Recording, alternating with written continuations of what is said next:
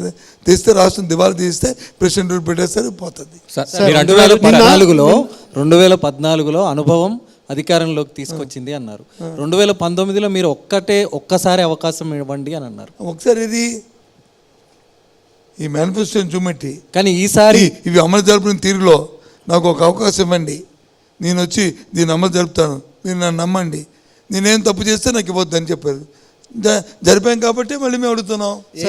చూసి ఈసారి మీకు అధికారం ఏం చూసి ఈ 5 సంవత్సరాలు జరిగిన పరిపాలనని, ఈ 5 సంవత్సరాలు ఏదైతే మనిషి తాలూకు జీవన ప్రమాణాలు పెరిగాయో, ఏదైతే ఇంట్లో ఉన్న పిల్లల తాలూకా విద్యా అవకాశాలకి మేము తీసుకున్న స్టెప్స్ రిఫార్మ్స్ ఏవైతే ఉన్నాయో, ఆరోగ్యం గురించి మేము తీసుకున్న స్టెప్స్ వేస్తున్నాయో, రైతు ముంగిటే వాళ్ళకి వచ్చి విత్తనం కానీ లేకపోతే ఎరువును కానీ లేదు కొనుగోలు చేసిన ధాన్యాన్ని కొనుగోలు చేయడం కానీ తిరిగి వాళ్ళ ఖాతాలో చేయడం కానీ, ఇవన్నిటికంటే మేము తీసుకొచ్చిన సెక్రటేరియట్ సచివాలయ వ్యవస్థను చూసారా, ఎక్కడ ఎవరికి కూడా ఒక్క రూపాయి కూడా అవినీతి లేకుండా.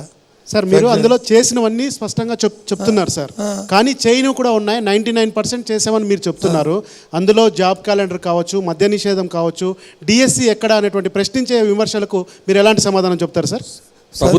దానికి ప్రభుత్వ ఉద్యోగుల కొత్త పెన్షన్ విధానం కూడా తీసుకొస్తాం, కీలకమైన. సార్ మేము ఎప్పుడు మా పార్టీది మాకు నిజాయితీ ఉందని చెప్పాను, చెప్పాము. ఏదైతే సిపిఎస్ రద్దు చేస్తామని చెప్పాము ఆ రోజు చెప్పాము, ఎన్నికలు చెప్పాము, చెప్పలేదు మేము ఎవరు అనట్లేదు, చేయలేదు అంటున్నాం. వస్తాను మెజారిటీ ప్రజలు కోరుకుంటున్నారు. రోడ్లు లేవు సార్ ఆంధ్రప్రదేశ్లో.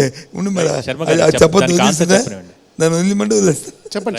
దినకర్ గారి ప్రశ్నకి సమాధానం ఏంటి అదే సిపిఎస్ని మేము చెప్పాము, ఆ రోజు చెప్పాము మేము, కరెక్ట్. కానీ ఈరోజు చేయలేకపోతున్నాం.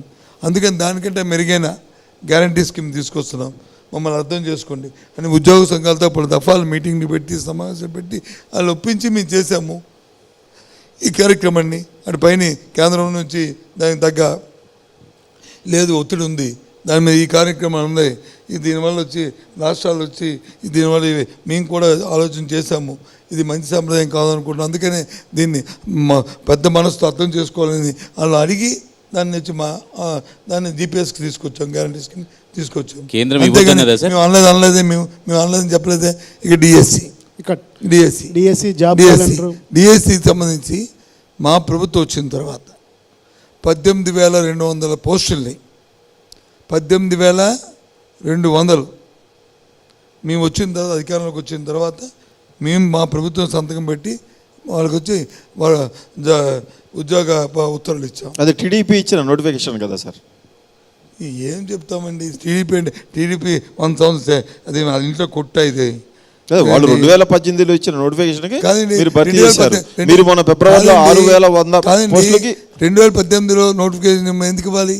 19 ఎలక్షన్ ఉన్నప్పుడు ఎలక్షన్ జరగదని మీరు మొన్న ఇచ్చారు కదా సార్. అందుకే మా ఖాళీ లేవు, అది కూడా ఆగిపోయింది. మీరు ఇచ్చిన 6,100 కూడా అది కాదు బాబు, ఖాళీ లేక 18,200 పోస్టులు మేము ఇచ్చాం, 18,200 మందికి ఇచ్చాం. ఇప్పుడు కొత్త పాలసీ తీసుకోబోతున్నాం, నో వేకెన్సీ అంటే ఏ సంవత్సరం ఆ సంవత్సరమే.